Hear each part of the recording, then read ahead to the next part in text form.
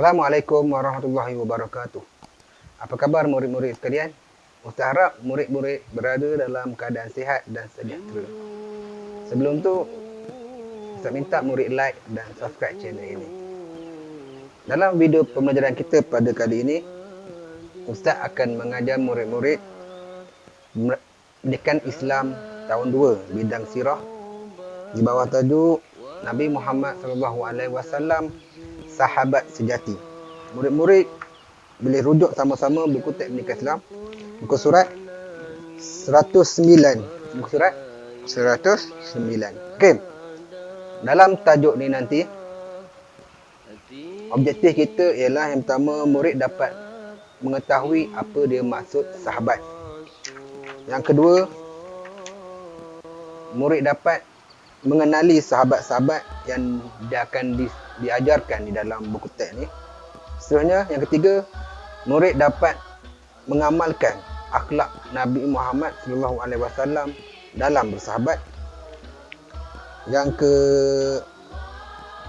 keempat, murid dapat mengetahui apa dia kesimpulan daripada kisah-kisah sahabat.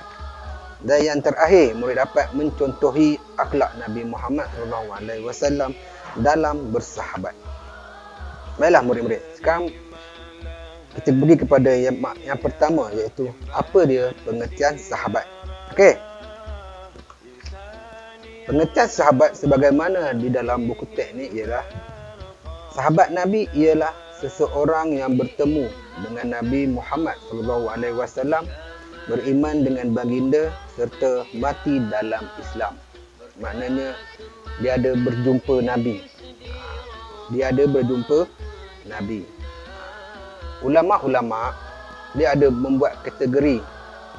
Ada sahabat, ada orang masa dia hidup zaman Nabi Muhammad dia belum masuk Islam. Tetapi selepas Nabi Muhammad wafat, dia baru masuk Islam. Orang kalangan ni tidak digelar sahabat sebab dia baru masuk Islam. Walaupun masa Nabi hidup dia pernah jumpa, tapi dia tidak digelar sahabat. Ada orang masa zaman Nabi Muhammad SAW dia hidup tapi dia masuk Islam, tapi dia tak berjumpa Nabi, dia tak duduk sekali dengan Nabi. Ulama-ulama juga mengkategorikan ini bukan sahabat. Dia ada gelaran. Kalau selepas sahabat, gelaran dia ialah tabi'in. Maknanya selepas zaman tabi'in mati, dia sambung pula kita gelar dia tabi'in. Seterusnya macam itulah, tabi'in, tabi'in dan seterusnya. Baiklah murid-murid, harap murid faham apa dia pengertian sahabat. Baiklah, kita pergi kepada yang kedua. Yang kedua ialah, murid-murid, Ustaz nak kenalkan murid ada 4 sahabat yang Ustaz akan ceritakan di dalam pembelajaran ini. Baiklah, kita pergi yang pertama, iaitu Abu Bakar As-Siddiq. Abu Bakar As-Siddiq. Abu Bakar As-Siddiq ni ialah sahabat Nabi yang paling rapat sekali. Sahabat Nabi paling rapat kerana umur dia sama dengan Nabi. Umur dia sama dengan Nabi. Abu Bakar lahir 572 Masihi. Nabi Muhammad SAW lahir 670. Perbezaan umur dia 2 tahun. Maknanya dia daripada kecil, masa di Mekah, dia dah kenal Nabi. Dia tahu kebaikan Nabi. Itulah yang menyebabkan dia sangat rapat dengan Nabi. Maknanya, dan masa remaja dulu, Abu Bakar ni pun berniaga sama-sama dan selalu berjumpa dengan Nabi. Baiklah murid-murid, kita pergi kepada fakta. Abu Bakar As-Siddiq diberi gelaran As-Siddiq, sahabat terawal yang memeluk Islam, peneman Nabi ketika berhijrah. Maknanya masa Nabi berhijrah dari Mekah ke Madinah, Nabi pergi berdua-duaan ke sana. Nabi pergi dengan Abu Bakar berdua-duaan, mengharungi pelbagai cabaran daripada dalam gua, padang pasir, hampir dikejar, hampir dibunuh dengan Nabi Muhammad SAW. Okey, Yang keempat, khalifah yang pertama selepas kewafatan Nabi Muhammad SAW. Selepas Nabi Muhammad wafat, Nabi Muhammad meninggal dunia, orang yang pertama dilantik yang menggantikan Nabi, sahabat-sahabat Nabi memilih Abu Bakar. Disebabkan dia orang nombor 2. Dia orang nombor 2 selepas Nabi. Okey, yang keempat, meninggal dunia pada tahun 13 Hijrah. Meninggal dunia pada tahun 13 Hijrah. Okey. Antara fakta lain berkenaan Abu Bakar ni, Abu Bakar Siddiq, nama dia bukan Abu Bakar. Dia digelar Abu Bakar kerana dia suka membeli unta. Dia suka membeli unta. Okey, Abu Bakar Siddiq ni nama betul dia ialah Abdullah bin Uthman. Abdullah bin Uthman. Banyak fakta nak kena ingat Abu Bakar. Ustaz pun terlalu banyak, Ustaz pun dia nama asal Abu Bakar sebelum masuk Islam, nama dia bukan Abu Bakar lah, maknanya bukan Abu Bakar. Lepas tu dia mengubah nama dia Abdullah bin Uthman. Dan lepas tu semua orang menggelar dia Abu Bakar. Dan diberi gelaran As-Siddiq. Kenapa digelar As-Siddiq? Abu Bakar digelar As-Siddiq kerana selepas Nabi mengalami peristiwa Isra' dan Mi'raj, ketika mana orang ramai mula hilang kepercayaan, mula tidak mempercayai apa yang Nabi ceritakan, apa yang Nabi alami masa Isra' Mi'raj. Abu Bakar lah yang pertama. Orang yang pertama menyebut apa yang Nabi ceritakan itu adalah benar. Dia seorang dia. Orang lain semua hampir-hampir ragu-ragu terhadap Nabi. Abu Bakar seorang saja yakin apa yang Nabi alami. Baiklah, seterusnya kita pergi kepada sahabat Nabi yang kedua, iaitu Bilal bin Rabah. Bilal kita biasa dengar kerana dia sinonim dengan apa? Dia sinonim dengan orang yang melaungkan azan. Disebabkan nama Bilal, orang ini adalah kerana Bilal adalah orang yang pertama melaungkan azan pada zaman Nabi Muhammad SAW. Bayangkan murid-murid, masa kali pertama arahan untuk azan, Nabi Muhammad memilih Bilal.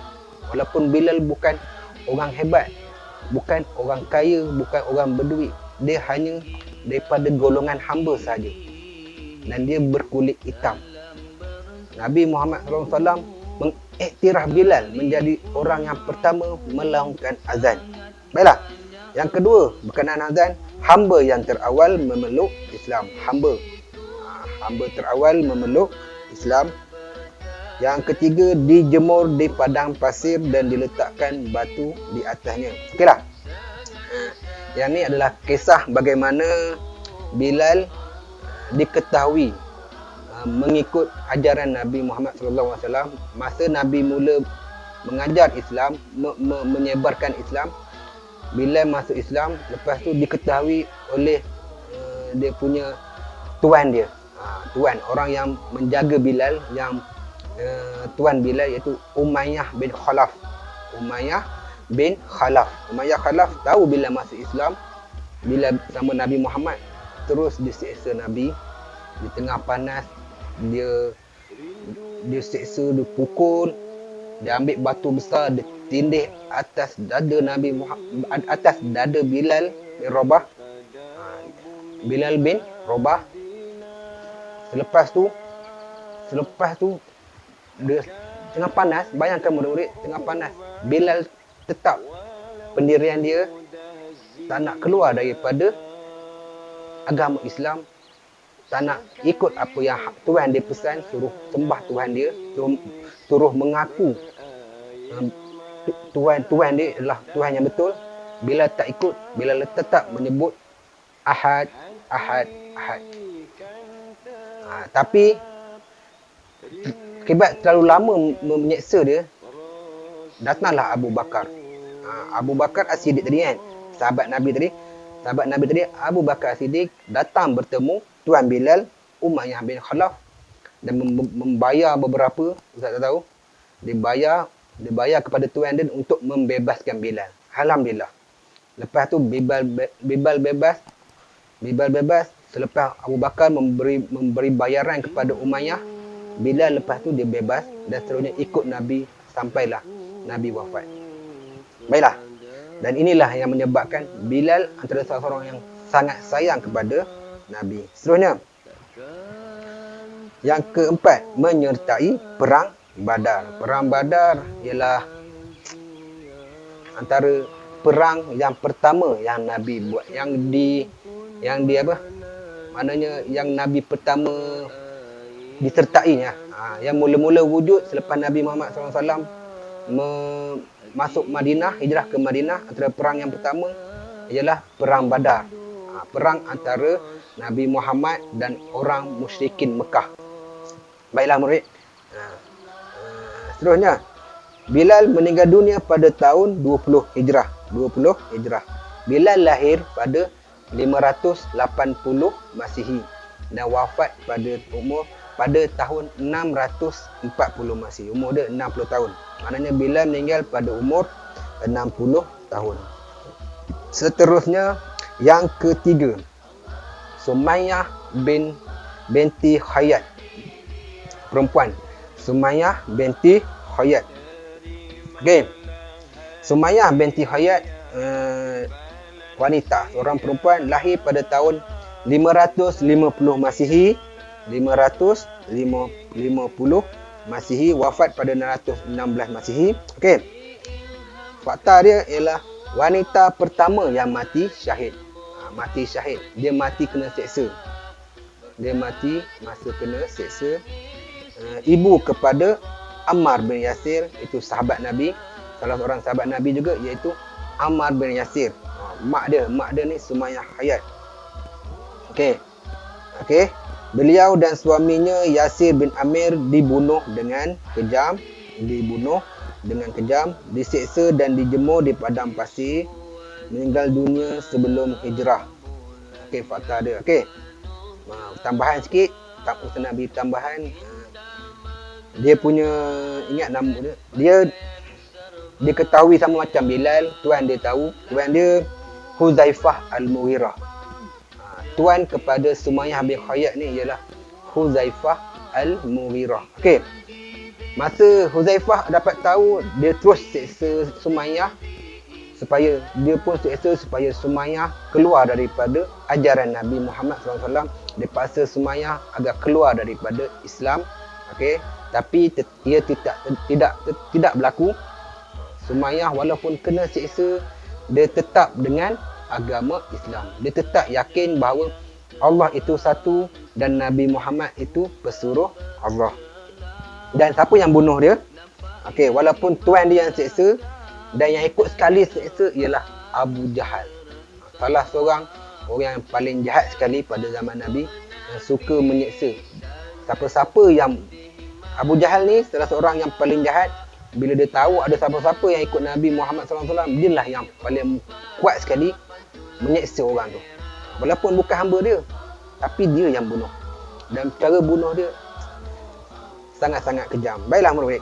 Seterusnya, yang keempat iaitu Ali bin Abi Talib.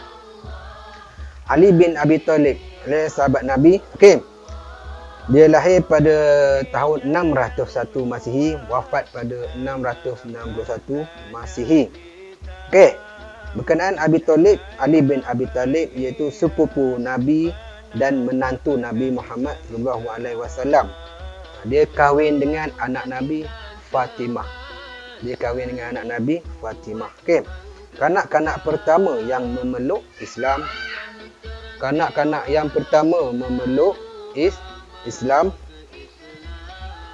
Masa dia memeluk Islam, umur dia ada antara umur 9 dan 11 tahun. Masa kecil.